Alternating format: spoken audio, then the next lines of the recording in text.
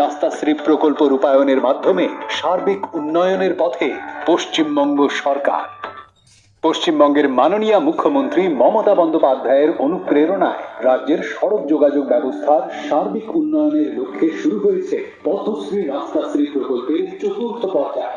পথশ্রী রাস্তাশ্রী প্রকল্প বাংলার ইতিহাসে বৃহত্তম সড়ক সংযোগ কর্মসূচি।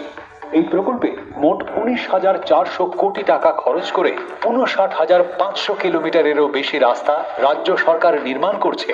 সব মিলিয়ে 2011 সালের পর থেকে রাজ্য জুড়ে ইতিমধ্যেই 1,83,084 কিলোমিটারেরও বেশি রাজ্য সড়ক, গ্রামীণ রাস্তা ও অন্যান্য রাস্তা নির্মাণ ও পুনর্নির্মাণ করা হয়েছে। এর জন্য খরচ হয়েছে 83,000 কোটি টাকারও বেশি।